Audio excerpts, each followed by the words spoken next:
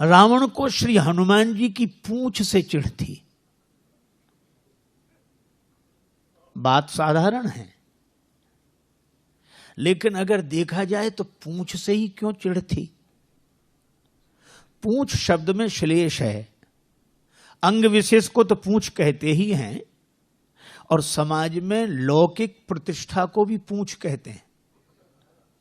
जिससे भी पूछो कि भाई इनका क्या हाल है, तो लोग प्रशंसा करने में कहते इन्हें साधारण आदमी समझते हो, इनकी बड़ी पूंछ है। कुछ लोग तो कहते हैं इनकी यहां से लेके वहां तक पूंछ है, और आदमी खुश होता है कि हमारी पूंछ है।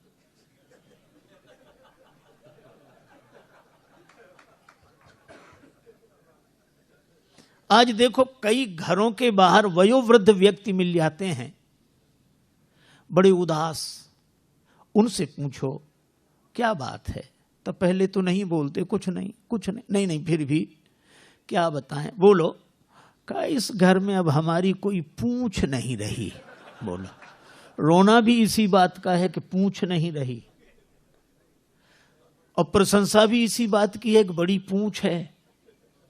लोग कहते हैं उनके घर गए, चाय की कौन कहे, पानी तक के लिए नहीं पूछा। और मुझे लगता है कि सारे संसार में झगड़ा ही ये पूंछ का ही है, और हम चाहते हैं कि सबसे पहले हमें पूछो, फिर किसी को पूछो, चाहे मत पूछो। और रावण को भी श्री हनुमान जी की पूंछ से चिढ़ है, क्योंकि उसे लगता है कि हमारे यहां इनकी पूंछ।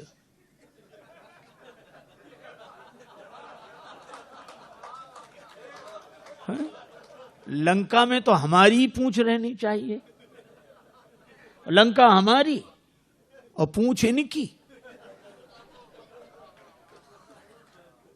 उसे पूंछ सहनी नहीं हो रही है। अच्छा, एक बात यह है कि हमेशा हर युग का सत्य है, कभी भी किसी दुर्जन को किसी सज्जन की बढ़ती हुई पूंछ सहन नहीं होती है। रावण को भी सहन नहीं हो रही है पूंछ, लेकिन एक और अद्भुत बात है, रावण इस पूंछ को जला देना चाहता है। जलने वाले तो जलाएंगे ही, जल ही रहे हैं, ईर्ष्या की आग में जलाएंगे ही। हालांकि हनुमान जी ने इस पूंछ को कुछ नहीं समझा। जब रावण बोला कि बंदर को मार डालो, राक्षस मारने दौड़े, विभीषण जी बड़े शांति पूर्वक आए और उन्होंने कहा कि अरे क्या कर रहे हो, नीति विरोध न मारिए दूता। रावण मान गया और बोला बंदर के अंग भंग कर दिए जाएं। अंग भंग करी पठइये बंदर। अब यह भी देखो कितनी अद्भुत बात है। रावण कहता कि बंदर के अंग भंग कर दिए जाएं। श्री हनुमान जी ने सोचा कि अंग भंग की आज्ञा तो हुई है, नाम नहीं लिए गए कि कौन से अंग भंग किए जाएं। और रावण को अंग भंग करते समय कहीं अपनी बहन शूर्पणखा की याद आ गई कि बंदर के नाक कान काट दो। तो हनुमान जी कितनी सुंदर बात सोचते हैं। वो सोचते हैं कि हमें भगवान ने भेजा है, तो क्या हम विकारों के हाथ अपनी नाक कटा के जाएं? हमें भगवान ने भेजा है, तो क्या इन विकारों के हाथ अपनी नाक कटा के जाएं? अगर नाक कटा के जाएंगे तो क्या भगवान को मुंह दिखाने लायक रहेंगे? और हमें लगता है कि हम सबको भी भगवान ने भेजा है यहां, तो कम से कम इन विकारों के हाथ से नाक कटा कर न जाए।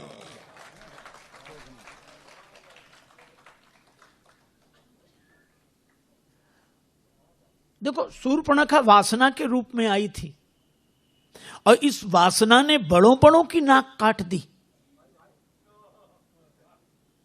अच्छा, नाक कटना मुहावरा भी है।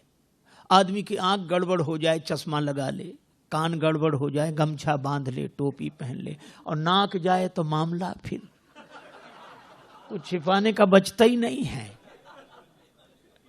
अच्छा, एक और अद्भुत बात है, इन श्री राम जी, लक्ष्मण जी, जानकी जी, तीनों ने किया सत्संग। कोई ना हो, तीन ही सत्संग करते हैं। अच्छा, सत्संग भी कहां करते हैं? पंचवटी में।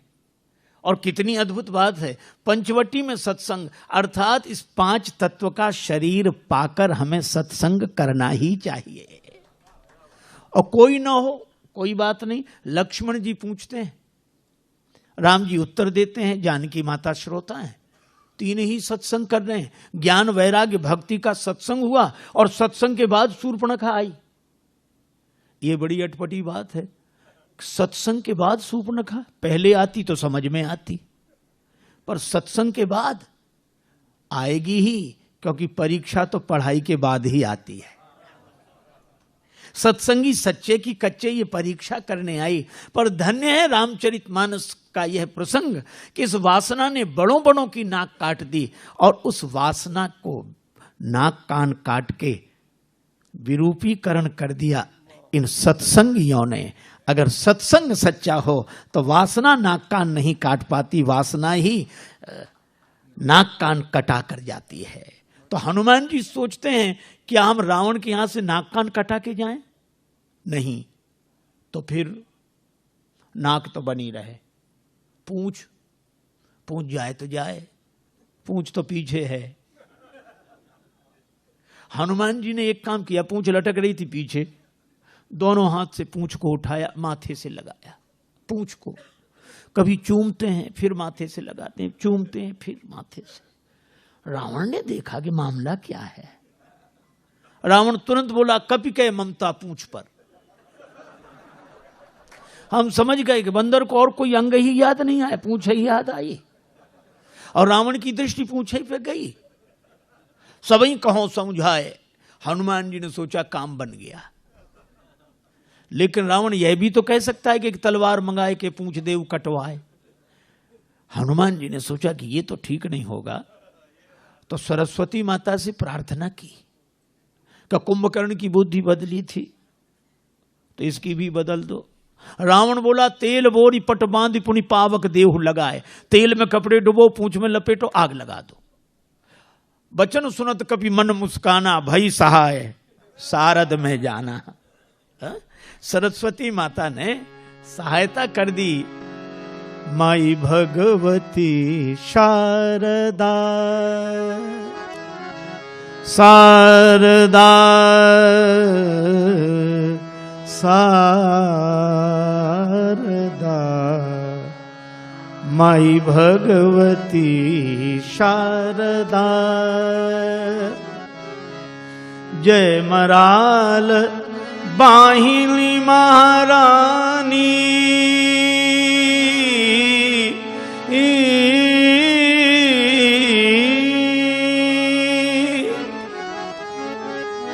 महारानी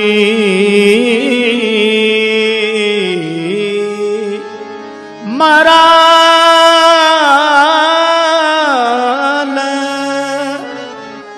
बाहिनी महारानी, बीणा पानी सकल गुण खानी। हरि भक्ति विमल वरदा, हरि भक्ति विमल वरदा। माई भगवती शारदा, शारदा भगवती शारदा। सरस्वती माता की कृपा। रावण बोला, तेल में कपड़े डुबो, पूंछ में लपेटो। लेकिन जहां का राजा ऐसा हो, प्रजा कोई कम है। लंका नगर निवासी बोले, तेल में क्यों, हमारे यहां घी की कोई कमी है क्या? रावण तेल में कपड़ा डुबाने की बात करता है, वो घी से शुरू करते हैं। रहा नगर बसन घृत, घी खत्म। रावण के पास आए कि घी तो खत्म है। रावण बोला, मूर्खों, घी के लिए कहा किसने था? राक्षस बोले, हम समझ रहे थे कि बंदर की पूंछ में थोड़ा बहुत लगेगा। वो तो घी तो समाप्त और पूंछ तो बढ़ती ही जा रही है। तो क्या करें? एक काम करो, तेल बचाए, तेल में ही डुबो कपड़े। हनुमान जी के पास गए कि घी तो है नहीं, तेल ही है। हनुमान जी बोले जैसी जिसकी श्रद्धा हो ले आओ, हमें सब स्वीकार है। श्री तुलसीदास जी महाराज कहते हैं, रहा न नगर बसन घृत तेला, और बाढ़ी पूंछ की न कपि खेला। पूंछ इतनी बढ़ी, इसका अर्थ क्या है? इसका अर्थ यही है कि जब जब कोई दुर्जन अपनी ईर्षा की आग में सज्जन की बढ़ती हुई प्रतिष्ठा की पूंछ को जलाने की चेष्टा करता है, तब तब भगवान की कृपा से वो पूंछ और बढ़ती है, प्रतिष्ठा और बढ़ती है। भगवान की कृपा, क्या बिगड़े पूंछ का? रावण कुछ सोच ही नहीं पा रहा। हनुमान जी ने सोचा कि एक बार नगर घूम के देख लेते तो ठीक था, क्योंकि हमारी पूंछ जलाने के लिए घर घर से सहयोग हुआ है। सबने चंदा दिया है, किसी ने घी, किसी ने तेल, किसी ने कपड़ा। हाँ, ऐसा नहीं कि राक्षस न करते हो, चंदा करते हैं, इकट्ठा करते हैं। किसी का जीवन नष्ट करना हो तो ये बड़े प्रेम से। हनुमान जी भी सोच रहे थे कि प्रसाद भी तो वहां वहां देना पड़ेगा जहां जहां से चंदा आया है। तब तक रावण बोला बंदर को नगर में घुमाओ। हनुमान जी बोले यही तो हम चाहते थे, लेकिन वाह, धन्य है श्री बजरंगबली। एक और अतुलित बलधामम, और दूसरी ओर शील कैसा। राक्षस मारहि चरण करहि बहु हांसी, लात मारते हैं, हंसी उड़ाते हैं, पर हनुमान जी तो कीन चाहूं निज प्रभु कर काजा।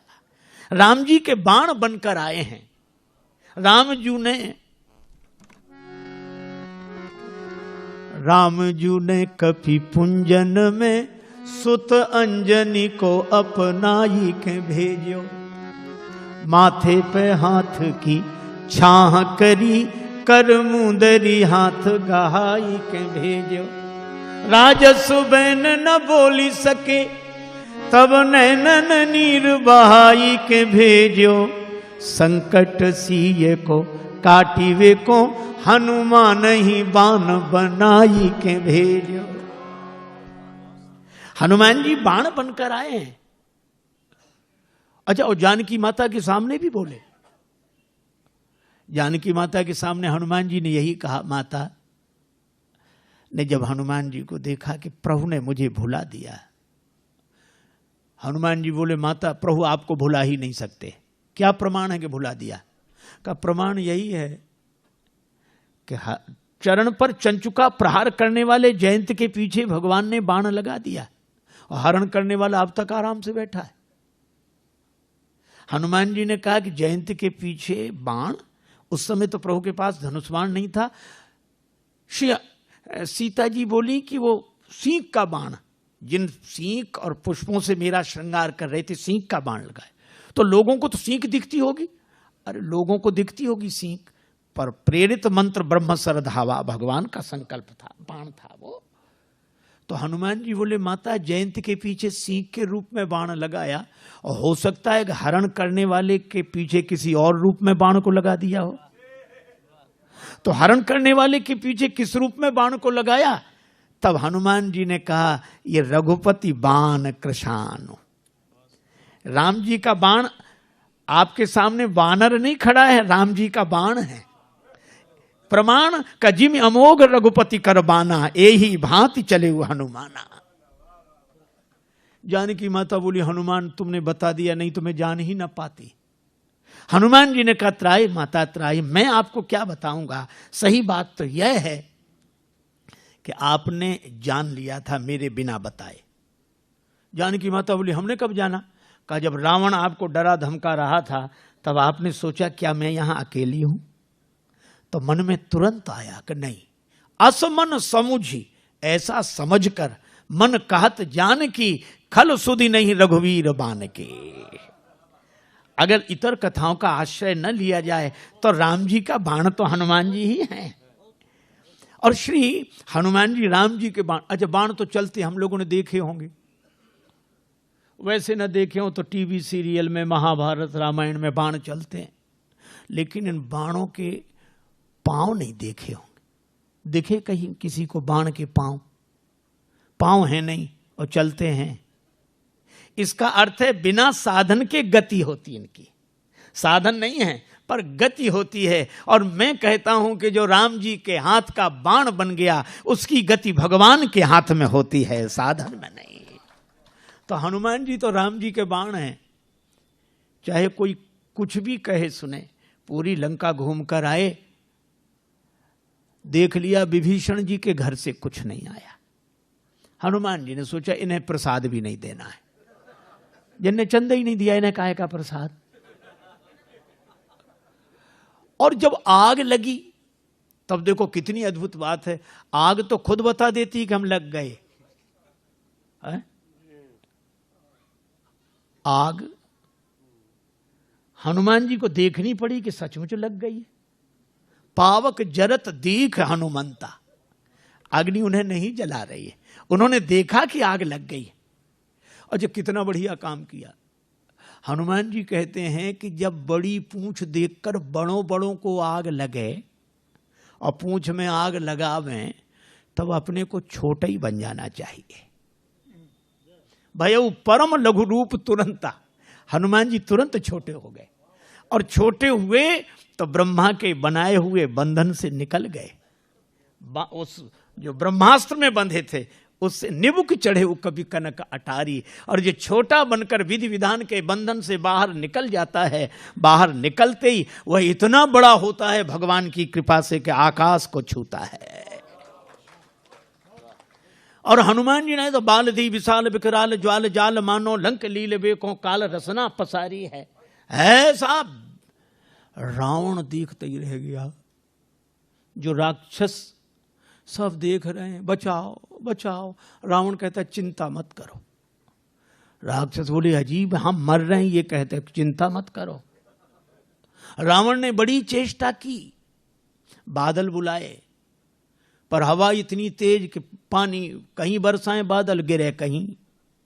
बादल कहते हम फैसला ही नहीं कर पा रहे कहां से बरसें कि लंका में गिरे पानी। रावण बोला एक तरफ हटो। प्रलय के बादल बुलाए, प्रलय पयोधि बोले, पर वो पानी बरसे तो आग और बढ़े। बड़ी समस्या, अंत में जल गई लंका की नहीं। और हनुमान जी की पूंछ का कुछ नहीं बिगड़ा। मैं भी कहता हूं कितनी भी आग लगी दिखाई दे, विरोध की आग, वो विरोध की आग नहीं है। आपने देखा होगा हाथी जब चलता है झूमते हुए चलता है, भगवान हाथी की तरह। लेकिन एक हाथी किसी गांव में आ जाए तो गांव भर के वयोवृद्ध श्रद्धालु हाथ जोड़कर खड़े हो जाते हैं। अब क्या कहते हैं छोटे बच्चों, हाथ जोड़ो, गणेश जी हैं। गणेश जी के हाथ जोड़े जाते हैं। गणेश जी के भाव से हाथी के हाथ जोड़े जाते हैं। शायद कोई पशु ऐसा हो जिसके इतने हाथ जोड़े जाते हो जितने हाथी के। लेकिन दूसरी विडंबना भी है।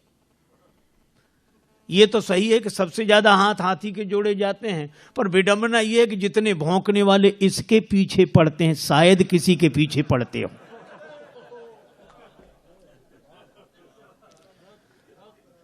यह स्वाभाविक नियम है, जिसकी स्तुति होगी उसी की निंदा होगी।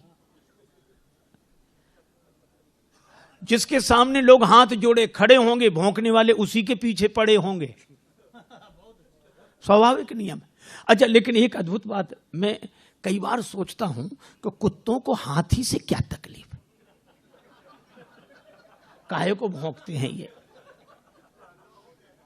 अच्छा, कुत्ते सचमुच हमारी भाषा समझते होते तो हम जरूर पूछते, और कुत्ते एक ही उत्तर देते। अगर सच बोलते तो कुत्ते यही कहते कि हमें हाथी से कोई तकलीफ नहीं। फिर क्यों भौंकते हुए इसके पीछे पड़े हो? तो कुत्ते कहते हमें तो इसके आगे जो हाथ जोड़े खड़े हैं वे सहन नहीं हो रहे हैं, बस, और कोई कारण नहीं। हमें तो इसके आगे हाथ जोड़े जो खड़े हैं वे सहन नहीं हो रहे। अच्छा, एक और विडंबना है, कुत्तों में इतनी हिम्मत नहीं कि आगे आके भौंकें।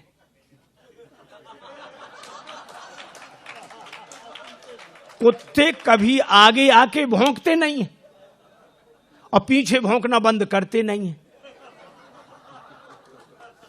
लेकिन इसके बाद भी हाथी की चाल में मस्ती रहती है कि झूमते हुए हाथी की तरह सहज ही चले सकल जग स्वामी, मनहु मंजुवर कुंजर गामी। है हाथी की तरह। क्यों? हाथी की एक विशेषता है, वो हाथ जोड़ने वालों के पास ठहरता नहीं है और भौंकने वालों की ओर मुड़कर देखता नहीं है। और मुझे तो हर युग से यही दृश्य दिखाई पड़ता रहा लोगों को, और आज भी हमें वही दृश्य दिखाई देता है। हाथ जोड़े लोग खड़े हैं, भौंकने वाले पीछे पड़े हैं, पर भगवान का भक्त मस्त हाथ गजराज की तरह झूमता हुआ भगवान के भरोसे चल रहा है। और इसीलिए मस्ती है। देखो, श्री हनुमान जी की पूंछ का कुछ नहीं बिगड़ा। ये लंका बिगड़ गई, सोने की लंका बिगड़ गई, पर हनुमान जी की पूंछ का क्यों नहीं बिगड़ा? केवल एक बात। जानकी माता ने पूछा, लंक जला के जली भी नहीं। जानकी माता पूछती है, लंक जला के जली भी नहीं, हनुमंत विचित्र है पूंछ तुम्हारी। हनुमान, बड़ी अद्भुत पूंछ है, लंका जला के भी नहीं जली। कौन सा जादू भरा इसमें, कौन सा जादू राजेश भरा, हंसी पूछती हैं मिथिलेश दुलारी। कौन सा जादू है हनुमान तुम्हारी पूंछ में? हनुमान जी ने कहा कि माता, बोले कपी हिय राघव आगे हैं। हृदय में आगे राम जी हैं। बोले कपी हिय राघव आगे हैं, और पीछे है पूंछ रहस्य है भारी।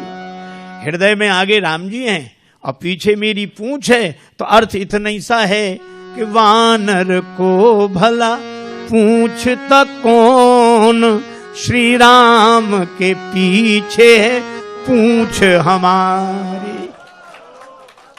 इस वानर को कौन पूछता? राम जी आगे हैं और राम जी के कारण ही मेरी पूंछ है। और जिस पूंछ के आगे भगवान हृदय में विराजमान हो, उसे पूंछ के पीछे नहीं पड़ना पड़ता, पूंछ उसके पीछे पड़ जाती है। और इसीलिए हनुमान जी की यह पूंछ की महिमा है, जिसका रावण कभी कुछ नहीं बिगाड़ सका। और आज तक हनुमान जी की पूंछ है। राम ते अधिक राम कर दासा।